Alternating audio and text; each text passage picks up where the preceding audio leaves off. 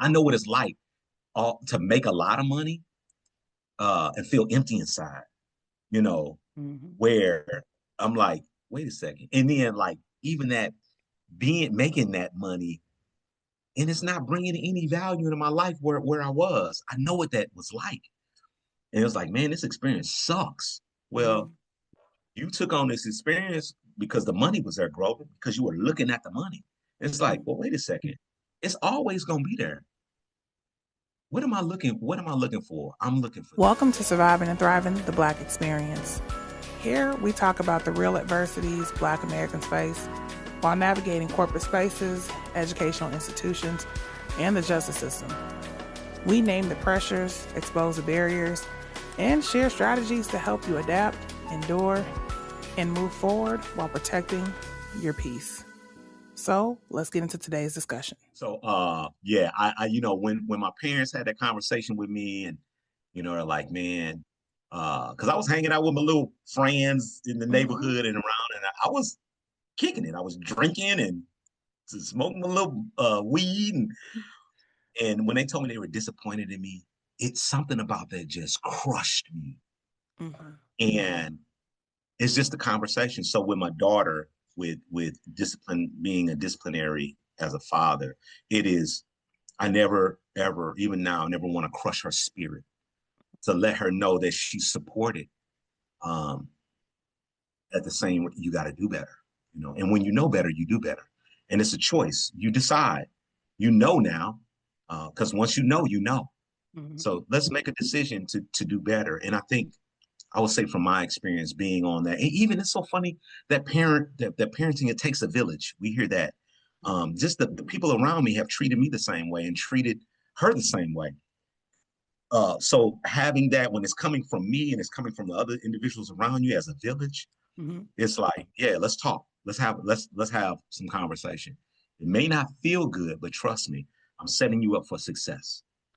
Do Yeah. you feel that that's that part of like forcing you as a father to grow emotionally, that space of like of discomfort, it sounds like, because it doesn't seem like it's Yeah. always comfortable to be a father. Yeah. Yeah. Yeah. Absolutely.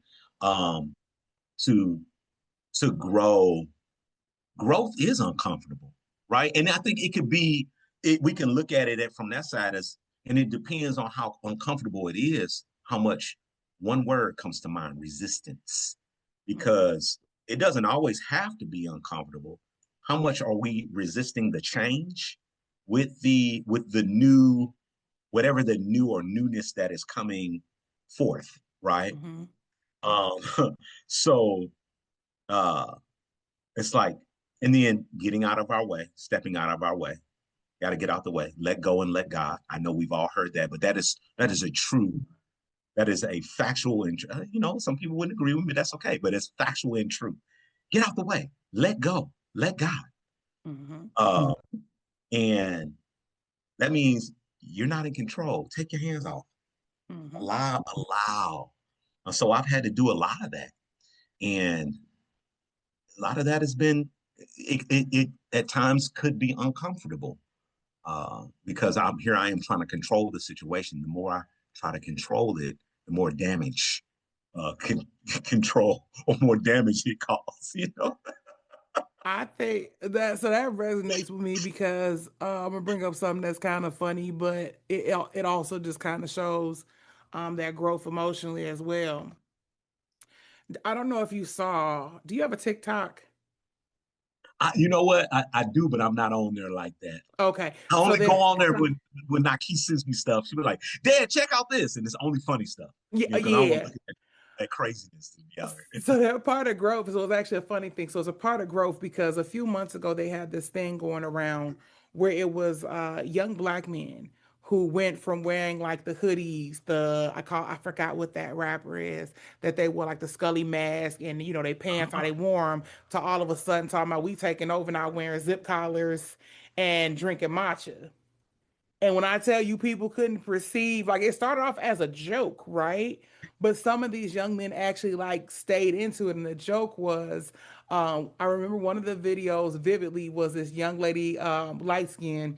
was talking to her significant other, and he was on the phone with his friend. His friend was driving and stuff, and he was talking all gangster and stuff like that. And then he was like, "What you drinking?" And she's like, "Oh, nothing." So she like goes and she takes it and she gives him some. And when she gives it to him, she's just looking, mischievous in the background. And he's like talking to his friend, all gangster and cussing. All of a sudden, he's like, "Let's talk about these stocks." And his friend was like, "Are you okay?"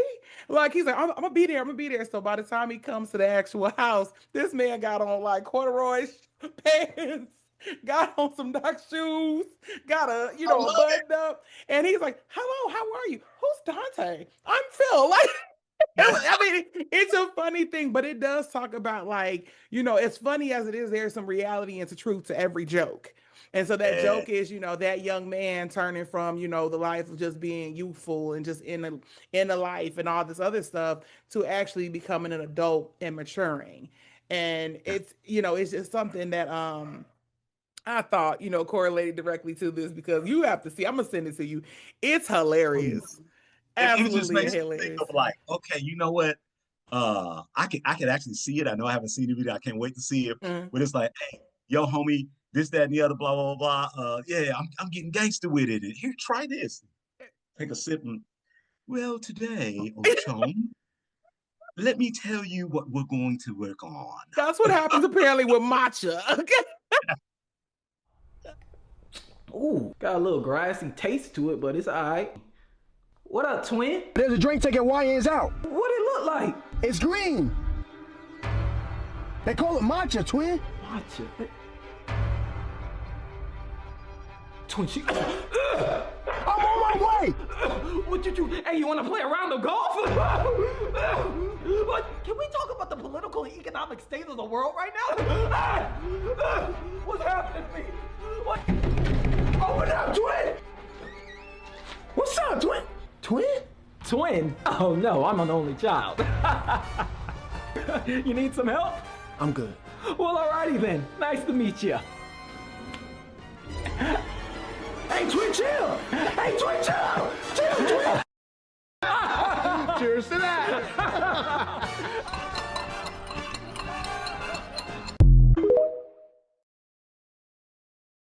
That is apparently what matcha does to you. I'm about to say, oh, pish posh. Fish balls. Look at those trousers you have on. Where did you get those from? That's literally apparently what matcha does for you.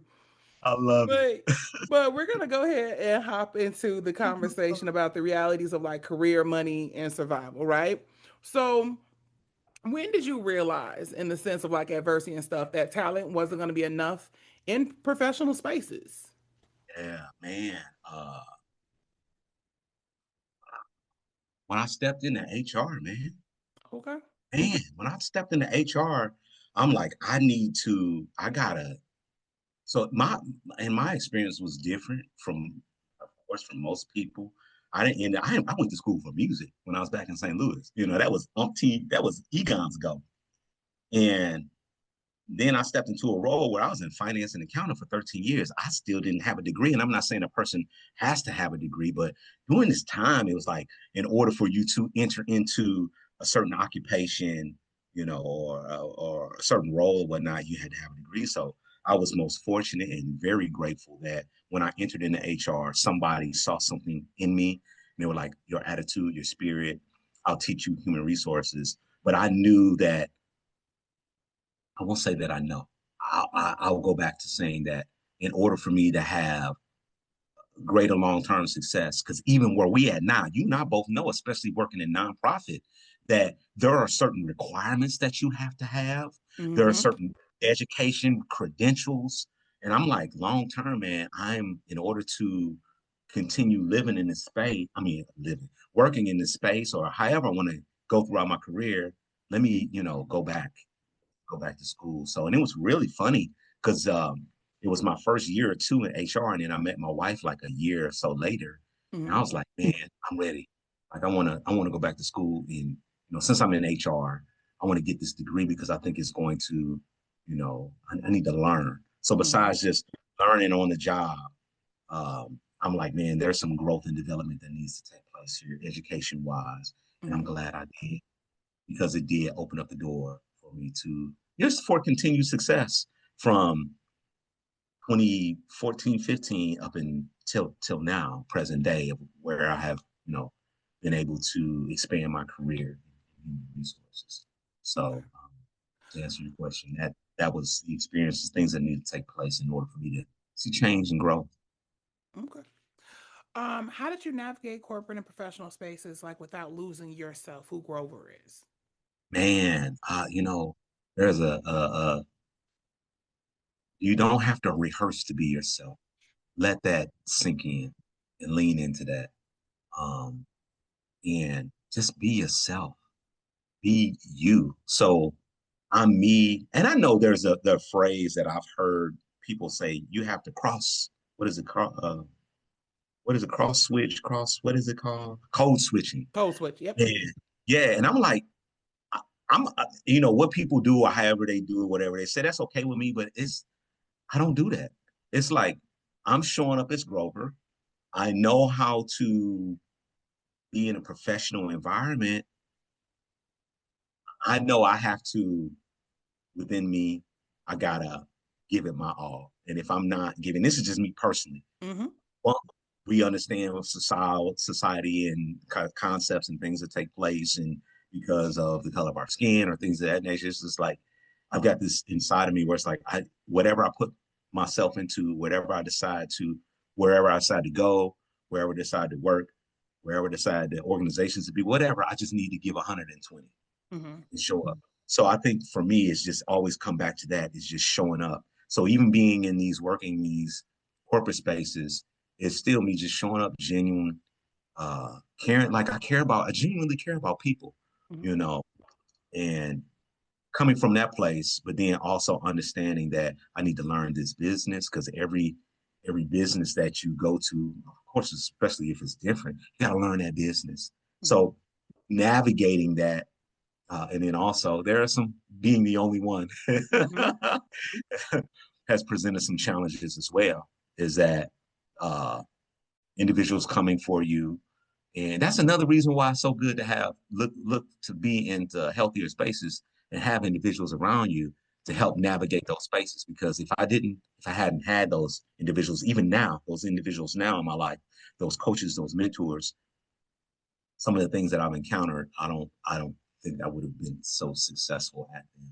So just navigating those spaces and just flowing through those spaces, just being myself, but knowing I need to show up. And when I show up, I'm not in competition with anybody. I'm not competing with anybody. Mm-hmm. I just know that I need to just give my all. That's it. That's it. That's it. That's it. That's all. Got you.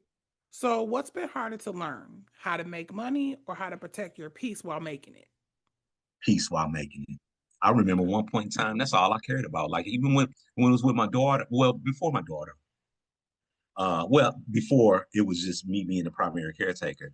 And that was what my mind was on. It was like money, money, money, money, money. Mm-hmm. Money is an energy, you know, and how we go, everything is energy for that. Where everything is vibrating on a certain frequency. My frequency about money was just like chasing it. And I was going after it and I was getting it. But in the midst of me getting the money, I was exhausted. Mm-hmm. It was exhausting. So I then had to learn uh, what money is, the energy of money. And when I started changing, that was a little, challenging, about being, not buying anything, but like, or no, spending. I'm not spending, I'm circulating. Mm-hmm. So I started learning this language and learning the energy of money and being like, okay, I gotta let my paradigm is shifting. This old way of thinking, I gotta let this go. Mm-hmm. Um, because with the shift, man, I'm tired of being tired. Mm-hmm. And once I started really learning about the money, I was like, well, wait a second, man. You know what? And then also, it came down to this too within myself is all my needs are met. They always have been, they always will be. And the more that I lean into shifting my thinking, then the money came easier, Candice. It did. It's like, wow, I don't have to work this hard. I don't, why would I was putting only because of things that I saw, you know, Mm-hmm. and the things that I thoughts of things. And then we create them, those things. And once that shifted, it hasn't been as hard as it used to be. You know? So now, even when I go into an organization, even with working, the thing that I focus on more than anything now is what am I going to learn? You know, I get maybe it's an experience thing. I've been through a lot of experience. I know what it's like to make a lot of money and feel empty inside. You know, Mm-hmm. where I'm like, wait a second, and then like even that making that money and it's not bringing any value into my life where I was. I know what that was like. And it was like, man, this experience sucks. Mm-hmm. Well, you took on this experience because the money was there, Grover, because you were looking at the money. It's like, well, wait a second. It's always gonna be there. What am I looking for? I'm looking for this. I'm looking for growth. I'm looking to develop. I'm looking to unfold. I'm looking to unleash. I'm looking to expand. Mm-hmm. Let me focus on what I'm learning. What am I going to learn to do what? Take and put into from seed to sip. Mm-hmm. Yep. How can I put this in my business? Me learning this business that I'm in, how can I place this at where I'm at? How can I use it right now and for the future? And that taking on that way of thinking has changed everything for me. It really has. Okay. So So I'm I got gonna peace. got that piece. Okay. Peace, peace, peace. Some of the hardest lessons in your career will never be in the handbook. They show up in silence, mixed signals, shifting expectations, and or when you're blamed for not knowing rules that nobody ever explained. Too many people walk into professional spaces thinking doing a good job is enough. But the truth, doing the job and understanding the environment are not the same thing. That's why I created Classes in Session The Real First 90 Days, a 3-part digital workbook series created to help you navigate what people should have told you from the very beginning. This workbook teaches you how to recognize what's really going on, protect yourself with strategy, communicate with more clarity, set those necessary boundaries, and most importantly, how to help you stop doubting yourself in spaces that were never designed to make things easy. And even if you didn't know that you needed this before, once you see the blueprint this workbook gives you, you'll understand exactly why it's absolutely a necessity. You can purchase each part separately or get the full bundle on my website or just click the link below. Get your copy today. Um, I'm gonna try to throw a very, very deep rooted question. Okay. How do Black men talk about money behind closed doors versus in public? Hmm. I'm going to give you some background to that while you're thinking about it. I Okay, very much please. have heard the saying in regards to when it comes to people who happen to be Caucasian, right? That money talks, capital talks, things like that, that's not something that they have surface level. It's something deep rooted in regards to family lineage and things as such. So I would like to know by talking to a Black man, what conversations do we have about it or the lack thereof? Okay, that's actually a good question because these are things that that brothers that I've talked to when we talk about money, we talk about money and we may not talk about the like one of my mentors who's a big brother to me. He came into my life right after my father passed away, man. He's my ace. Love this brother. And when we talk about money, for example, we talk about investing.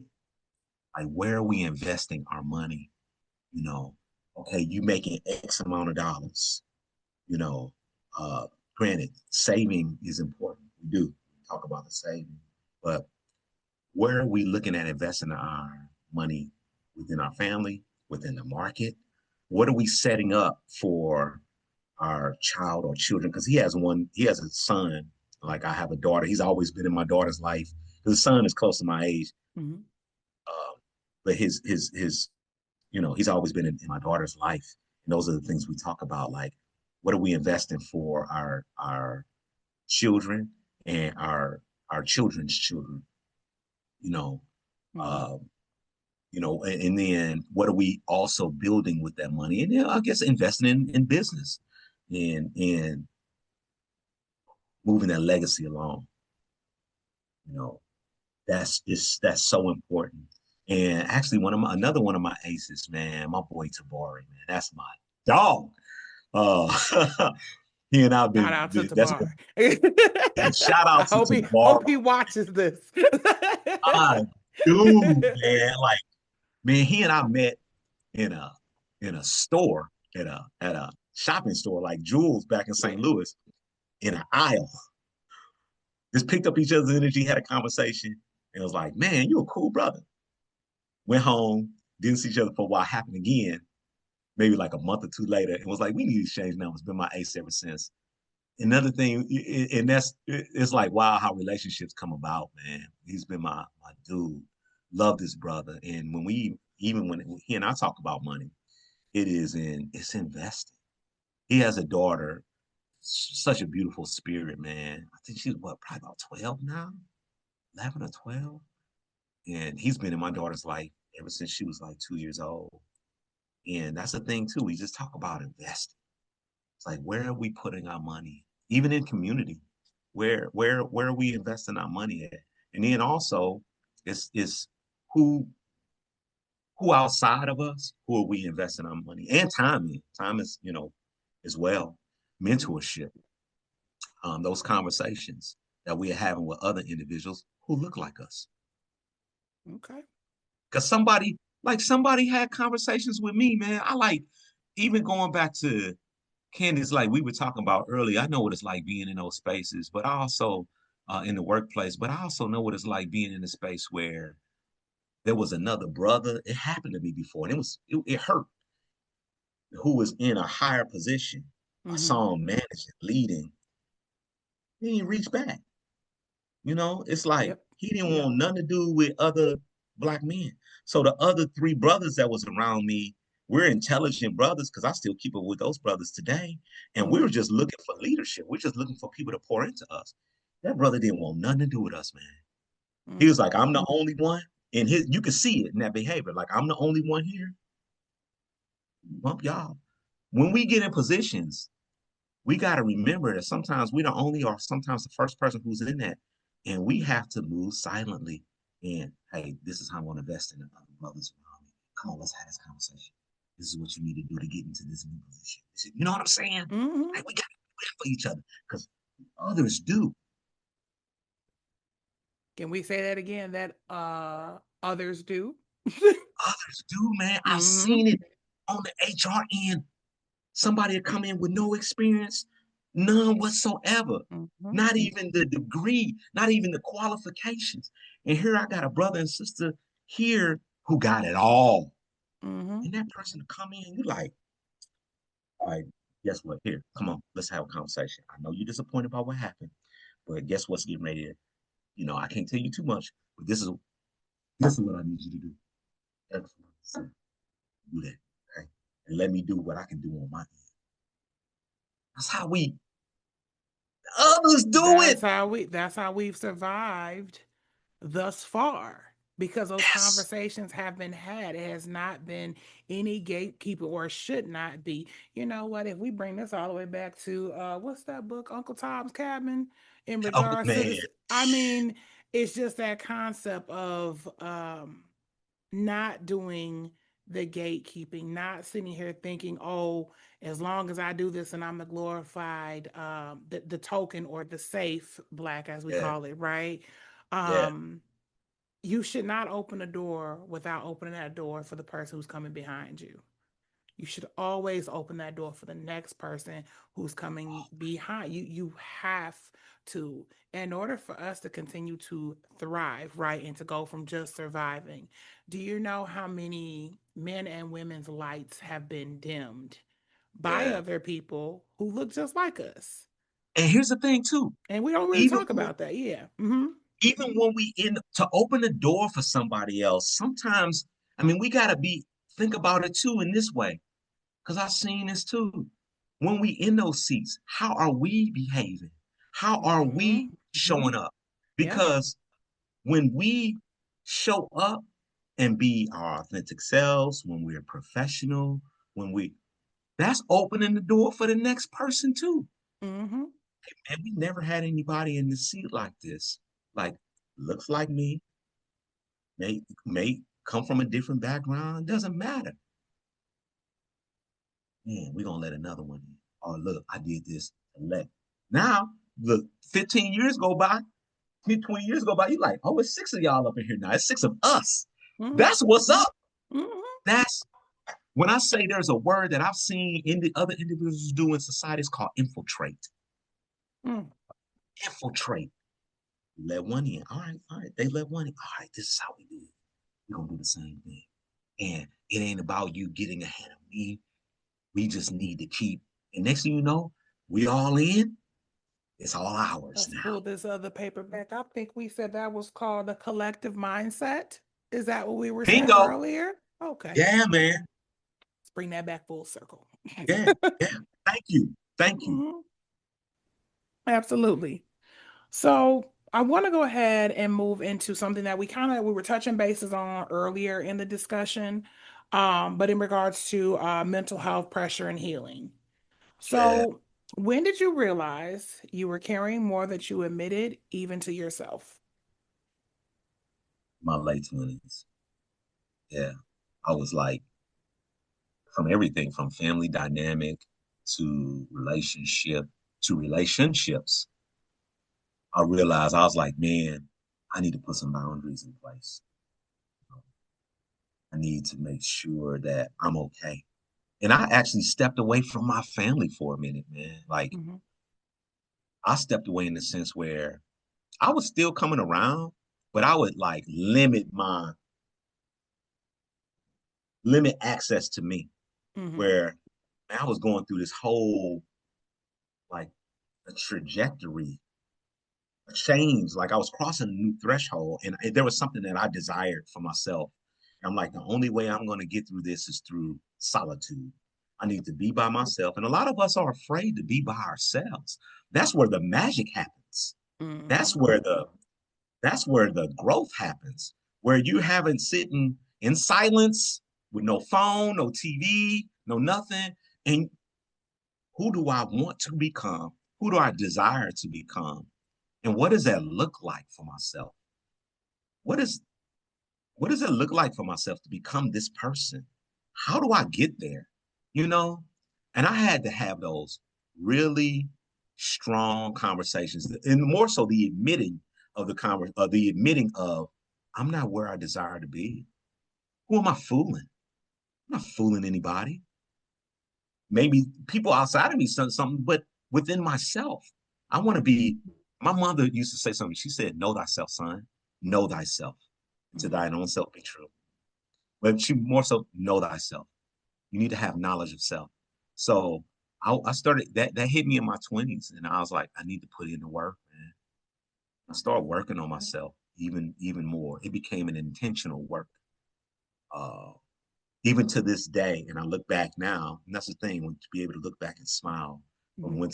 where we were and say that one phrase, I remember when, you Mm-hmm. know, I remember when uh I remember when my phone was cut off, and I remember when I had some peas and carrots to cook.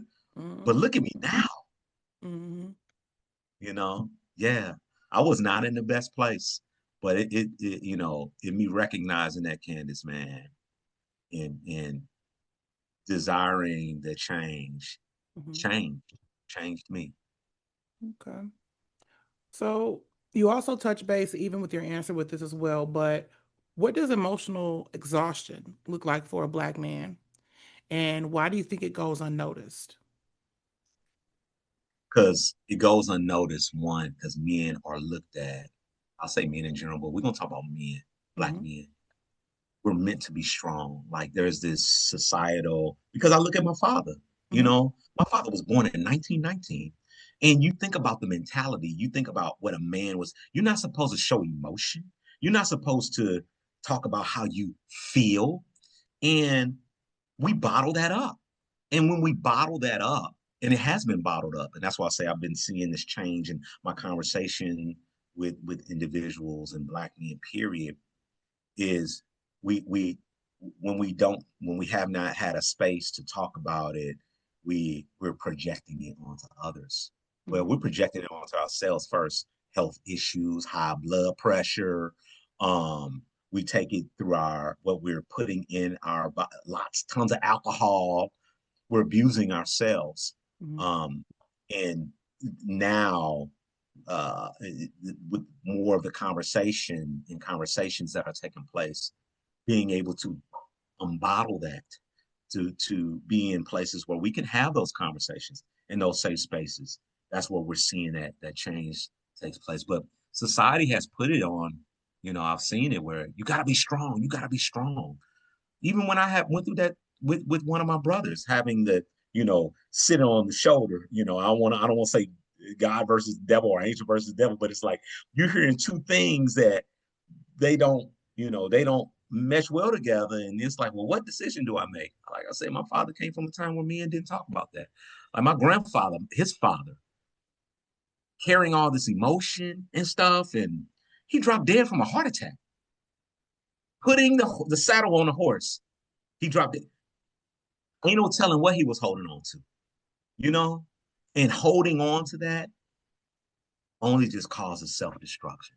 And then again, we're projecting it, we're taking it out on our families, the way we communicate, just the things that we're doing, those actions. But yeah, that's yeah. What helps you regulate when life feels heavy, but you still need to show up? One, I have a practice, a daily practice, and this started to uh in my 30s. But now at 46, I mean, it's things I do every day. Like I have a practice of gratitude. First thing when I wake up in the morning, we can all find something to be grateful for. Like when you call my phone, and because I'm trying to evoke it out of people, including myself. Like, man, as soon as I wake up in the morning, man, I'm grateful for the light that's shining through. I can see. And I'm grateful. I'm grateful for the breeze the fan is creating. So gratitude, and I meditate daily, multiple times a day. I've learned to practice of meditating, the practice of shutting everything off. I will shut this computer down, put this phone on, and I will sit and I will close my eyes and just follow my breath or just listen for the sound. So meditating, exercising. I work out 3, 4 times a week. So even when things are going on in my life, I'm like, you know what? Those things have helped combat. Affirmations, man. I speak to myself daily. Even in the mirror, I'll stand and look in the mirror, uh, and just affirm and declare, claim. So, hey, I am is the most powerful 2 words in the universe. I am, and yeah, those are. It's just these practices that come into place. Another thing is when times or things are going on, and depending on what it is, man, I talk to people. I talk to therapists. I'm telling you, I talk to brothers around me, trusted relate. Hey, man, and being open about it. Especially if it's something that may be beyond me. You know, but have just being around safe, people that create a safe environment for me. Yeah, those are the things that I do when I've turned like this year, like I love wine, but at the beginning of this year, even last year, I told myself, I'm like, man, I want to reduce, my consumption of drinking wine or drinking whiskey. I love it. So this year is like starting January, I haven't had a drink. Only thing I've been drinking is tea, water. Of course, I still got my little coffee. You're like, look, I can't get um, everything, okay? no, but yeah, man, and it's like I feel differently, I think differently, my body, so it's like just incorporating different one word habits. Okay. So it definitely sounds like you have definitely created a space to, in fact, feel and heal. So now we're going to move into you and talk about you as a musician and your identity as a musician. I've been waiting for this part. Okay. Um, so what role does being a musician play in your life? Man, it's the center of my joy, man. Like my mom is classically trained pianist. My mom actually grew up singing, touring, like she was doing her thing. And she Mm-hmm. just passed it along to us. Mm-hmm. And also just like growing up in the church and just music and what it created around me. Just being exposed to all these music and musicians and stuff is the center of my life. I remember when I met my wife, I was like, look, I'll let you know this. Musician, but now she would come see me play. Like, look, I need this. This is, make sure you get the attention, but this is this is me. Like, this is my release. This is the Mm-hmm. love of my life.